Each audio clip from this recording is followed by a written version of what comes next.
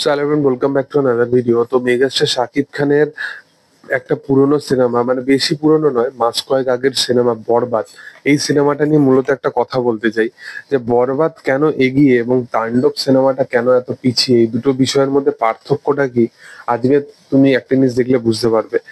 বরবাদ সিনেমাটা নিজের এন্ড থেকে মেকার্সরা যতটা পরিমাণে পেরেছে সেটাকে কিন্তু প্রমোশন করেছে। ইভেন বরবাদ এখনো যদি কোথাও চলে সেখানেও কিন্তু অডিয়েন্সের রেসপন্স কিন্তু খুবই ভালো হবে। মোটামুটি যেটা আমরা একটা ছবি 100 ডেজে গিয়ে বা 100 দিন টপকালে যে ছবিটার প্রতি এক্সপেকটেশন আমরা দেখে থাকি, সেই এক্সপেকটেশন ওয়াইজ অবশ্যই বরবাদ একটা ভালো কালেকশন করবে।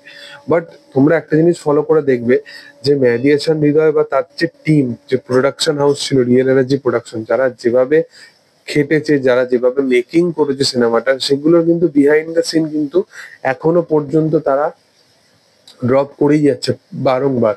এটার পিছনে রিজনটা কি? এটার পিছনে রিজনটা হচ্ছে তারা জানে যে তাদের এই যে এফার্টটা কোথাও গিয়ে তাদের অডিয়েন্সের সাথে কিন্তু ওয়ার্ক করছে।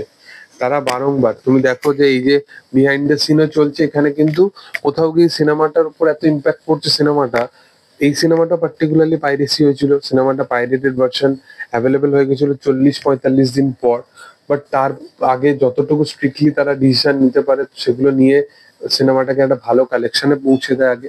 তো মূলত এই সিনেমাটা পার্টিকুলারলি এখনো পর্যন্ত ওটিটি প্ল্যাটফর্মে পাইরেসি হওয়ার পরেও সিনেমাটা কিন্তু ওটিটি ভার্সনে প্রচন্ড ভাবে একটা ভিউয়ারশিপ জেনারেট করতে পারে, যেটা সম্ভবত কোনো ছবিতে হয় না, বাংলায় বিশেষতভাবে হয় না। বাট এই ছবিটা পার্টিকুলারলি সেই জিনিসটা করে দেখিয়েছে। তার পিছনে রিজনটা হচ্ছে সিনেমাটার একটা ক্রেজ আছে, হাইপ আছে, সেগুলো ঠিক আছে, বাট মেকার্সরা নিজের এন্ড থেকে কখনোই এই জিনিসটাকে বেশি গুরুত্ব দেয়নি, এই যে পাইরেসি ব্যাপারটাকে, এই ব্যাপারটাকে।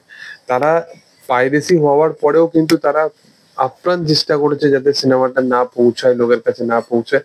বাট একান্তই যখন অনেকটা বাড়াবাড়ি হয়ে গেল তখন আর তাদের হাতে কিছু করার ছিল না। বাট তারা অনেক দিন স্ট্রিক্টলি অনেক কিছু ডিসিশন নিয়েছে এবং সেই কারণেই পাইরেসিটাকে তারা হোল্ড করে রেখেছিল। যদি এই সিনেমাটা 20 দিন বা 22 দিনের মাথায় যদি কালেকশন, মানে যদি পাইরেসি হয়ে যেত, তাহলে হয়তো কালেকশনে অবশ্যই এই সিনেমাটা ড্রপ দেখতো একটা বড় লেভেলে। তো যাই হোক, মানে যেটা হয় ভালোর জন্যই হয়। ফাইনালি বরবাদ একটা দারুণ কালেকশনে পৌঁছে গেছিল, 80-85 কোটির কাছাকাছি বক্স অফিস কালেকশন করে ফেলেছিল সিনেমাটি। তোমাদের কি বক্তব্য? তোমরা আগামী শাকিব খানের কোন সিনেমাটাকে এই রেকর্ডটা বিট করতে দেখতে চাইছো সেটা তোমরা অবশ্যই কমেন্টে জানিও। এবং ভিডিও ভালো লাগলে অবশ্যই চ্যানেলটাকে লাইক করো, শেয়ার করো, সাবস্ক্রাইব করো এবং পাশে থাকা বেল আইকনটা অবশ্যই প্রেস করে দিও। Thank you all, by.